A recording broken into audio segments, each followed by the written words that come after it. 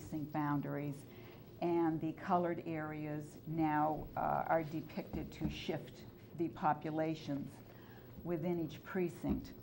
It started really at the Precinct 3 area where the J.T. Berry was developed, and that did increase the population significantly there. So a shift had to be made to move residents from Precinct 3 into Precinct 2, and then that was a very dense area, a census block, and then we had to shift residents from Precinct 2 into Precinct 3 to offset that population. It doesn't show on the maps that you have before you, and I questioned it when I first received it from the census plotters, but the blocks that are set by the federal census people do indicate the population densities within these precinct blocks. And the one block that contains the J.T. Berry, the former J.T. Berry area, has a population of 822 residents. So it's not a simple matter of just cutting through a particular area and moving just a couple of hundred people and leaving the rest of the block as it is.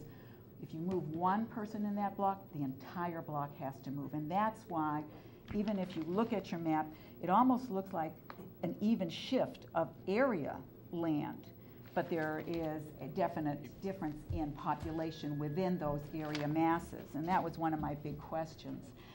That shift then carries forward with a domino effect. The median population is set at 3,723.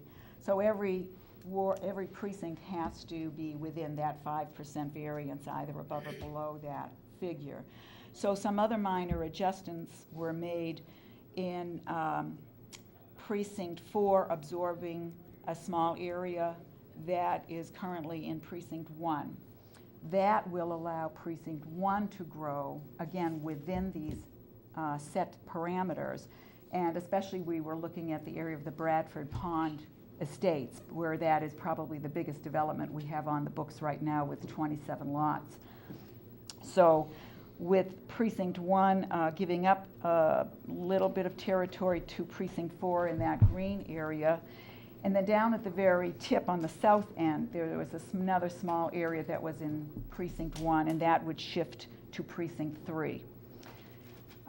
And likewise, there is a section of Precinct 4 that shifts to Precinct 3 to make the balance. So this is the plan that has been derived based on the figures. It does require the approval of this board to approve the plan. The precinct description, which is attached to the letter.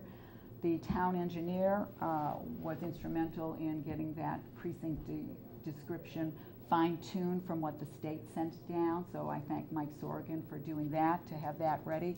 He reviewed the entire map and the boundaries, and while the state sends down a rather, broad description, it is up to the community to fine-tune it and get all of the landmarks and streets that are boundary areas, earmarked on that description. And I'm open for any questions. Barbara, when this is approved, is a notice sent out to residents that are impacted? Yes. Or to everybody? How does that work? To each residence. Each residence that contains any voters has to be notified. So in other words, the notice goes out to everyone in town? Or just No, those just those persons who moved, who were affected. There is a great number this year compared to 10 years ago. 10 years ago we had 441 persons affected, that was all. It was just a minor shift between 1 and 4 to again accommodate the McIntyre area that had grown in population. So Precinct 1 gave up some area at that time to Precinct 4. But this year we have 2,849 persons affected in total in these shifts. That notice would I would be intending for that notice to go out with the census mailing, so it won't incur a separate mailing cost. It would just be another piece of paper included. Would it go out before the next election? For the elections next year, yes. The plan would take effect December 31. Okay, so it would be right in time with the census mailing, which goes out that last week in December to early January. So if there was a special election for any purpose before the end of this year, there wouldn't be a change? There would be take no effect change. Beginning of the calendar year of next year? Yes. Starting January 1, basically, these new precinct lines, any new precinct lines, will be in effect. Mr. Prisco? You said the J.T. Berry area, which is Edgewood, Yes. 800 people? No, not 800 people in there, but Okay. within that census block in total. That encompasses other streets and residences there. But because of that development, it really did escalate the number of people within that particular block. I just want to make sure I Yeah. understood it right. Yeah. There's 406 apartments there, Michael. I thought there was only No, there's 406 was four. Okay. I thought it was a little less than that. Okay. Any other questions, Mrs. The, Stats? the plan, as I said, that's the large version of the one that you had in your packet.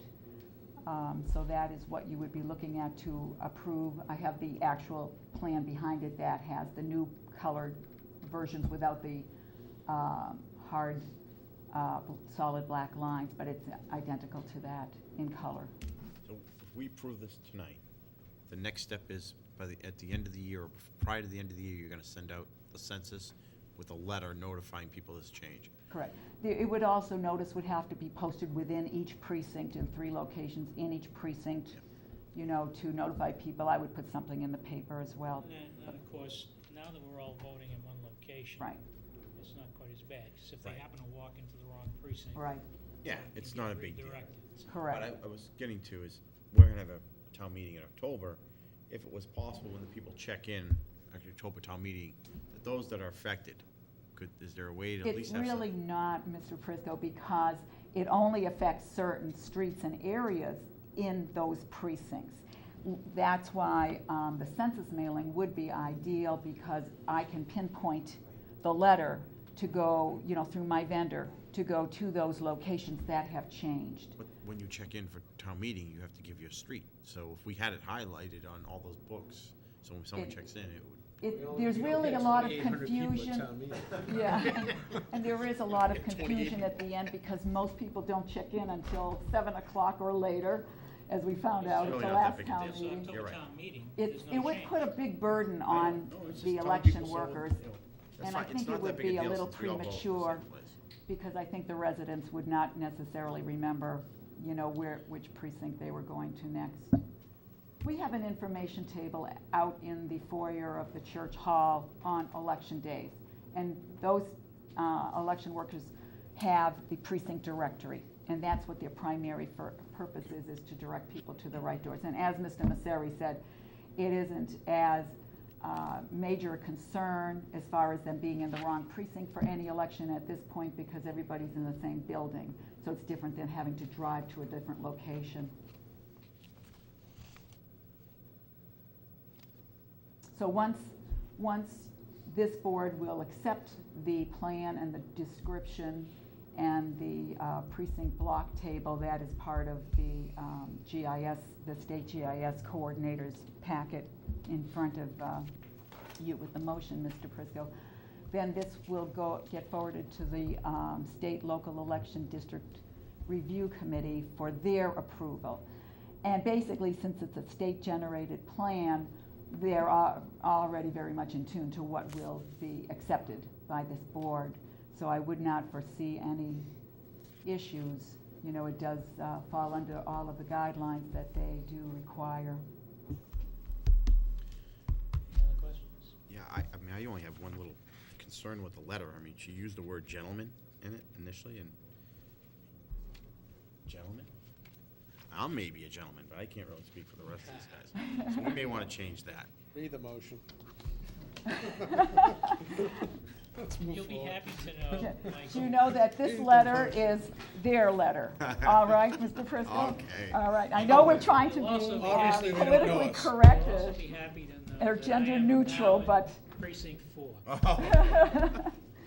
this is their form letter that we are instructed to just put on our town letterhead. Thank you for all the hard work, we appreciate it. Okay, Mr. Chairman? Yes. Mr. Chairman, I move to accept as presented by the town clerk, the 2011 re-precincting plan for the town of North Reading, Massachusetts, including approved map, legal description, and block listings. Motion by Mr. Prisco. Do I hear a second? Seconded by Mr. Yule. Further discussions? Hearing none, all in favor? Aye. Aye. Opposed? It's unanimous. All right. Pause now. Thank you, gentlemen. Thank you.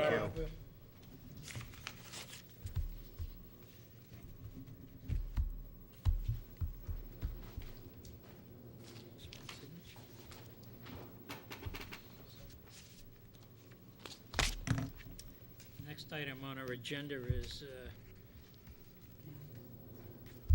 informational hearing on the special and annual town meetings. Mr. Balcones.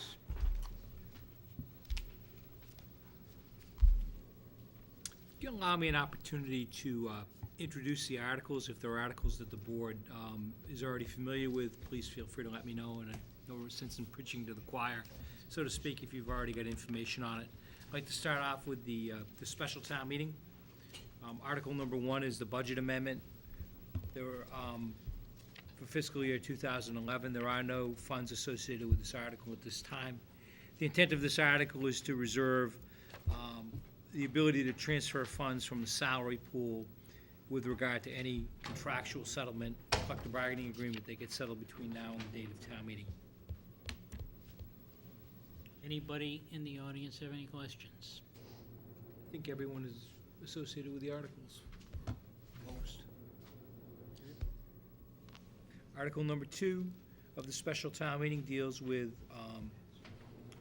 funding retirement obligations. Additional request is for $65,000 to be transferred from free cash.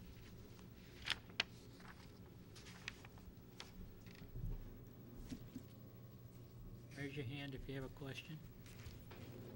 Article 3 is funding the 2011 snow and ice deficit. The amount of the deficit that needs to be funded is $598,157. The proposed source of funding is as follows: free cash, $422,477. FEMA reimbursements, that's from the flooding of March of 2010, $180,630. This number has bounced around a little This bit. has been a very frustrating process, Mr. Chairman. Every week it seems as though I get a different number. Because I'm confused now. So, This is it. are we sure of this number? I am certain of this number, but this number has bounced around. So, I hate to ask, but do you have an idea what's changed since we approved the article last time we talked? People took out their calculators. There's cost, there's no reason, Mr. Prisco, as to why this number has bounced around as much as it has. To me, it's I mean, it's this simple number is math. very close to the original number that It's we were using. Correct. It And the is. last time we talked, this number was in the range of 450,000. Yep. So I I recall just that. thought by now we wouldn't be changing even a few numbers. I agree with you, sir. Again, my first time going through the process, and Very unusual. So 180 is coming out of FEMA and the balance out of free cash? 18630, right. Any questions on that? Article 4 is to transfer money to the Capital Stabilization Fund. The requested amount is $224,000, and the source of funding would be the FY 2011 debt service account. The balance in the Capital Stabilization Fund is $992,240.